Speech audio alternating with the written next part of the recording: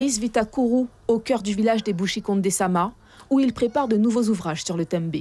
Une connaissance acquise très jeune auprès de ses aïeux à Papa-Icheton. En 2016, il a dénoncé sur les réseaux sociaux l'utilisation de ses créations par la responsable d'une boutique d'artisanat. Alors qu'aucun contrat n'avait été établi, ses œuvres auraient été reproduites sur des tasses et des paréos. Je lui ai dit, mais c'est à moi les dessins. Elle a dit, non, c'est plus à vous les dessins. Ça a été modifié. J'ai dit, ben, écoutez, madame, moi, je vais porter plainte. Et c'est là que ma femme m'a conseillé un avocat que j'ai contacté. L'avocat m'a dit que c'est soit vous rachetez les produits, soit elle détruit les produits. J'ai dit ben, qu'on passe à la destruction. Autre atelier, autre culture. Tiwan Kuchili est Teko, avec des origines Wayana et Wayampi.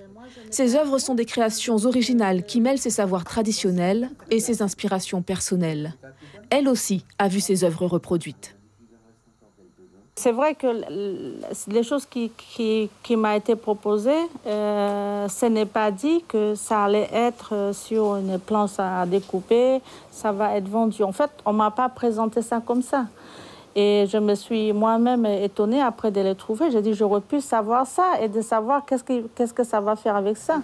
Malgré leurs mésaventures, ces deux artistes restent favorables à la diffusion de leurs créations sur des objets de grande consommation. Faire des objets sur des paréos, des t-shirts, des mugs, des assiettes même, ou des serviettes, je ne suis pas contre. Mais il faudrait respecter l'artiste qui produit cette œuvre. Moi, j'amène mon état d'esprit amérindien, que je fabrique des choses, je t'amène dans ta main. Toi, tu le fais en tant qu'une personne qui connaît la manipulation des sérigraphies. Donc, on fait 50-50. Alors, comment savoir si les articles vendus dans les boutiques de souvenirs ont fait l'objet d'un tel partage? Comment être certain de leur authenticité? À Maripasoula, lors de la dernière assemblée plénière du Grand Conseil coutumier, ces deux représentantes associatives ont soulevé la question de la protection des savoirs traditionnels. Je connais ce phénomène au moins depuis les années 2000, puisque déjà, je me souviens à Cayenne, en 2004, lors d'un colloque qu'on avait organisé, les Wayanas se plaignaient de ces formes de pillage, de copies, sans leur demander leur avis, et sans surtout qu'il y ait de royalty ou de retour, en fait, de partage des avantages.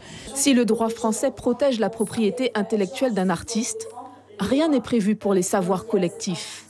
Pour cette juriste, la parade est donc la création d'une association. Une association, ça permet de représenter un groupe de personnes et leurs intérêts en tant que groupe, justement. Et donc, un artisan Wayana, s'il faisait partie justement d'une association plus large qui représente l'ensemble des artisans, l'association pourrait se charger de les défendre tous.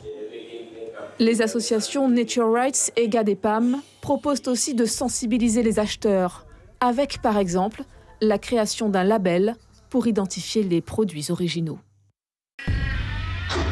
Suivez l'info sur Guyana Première, télé, radio et Internet.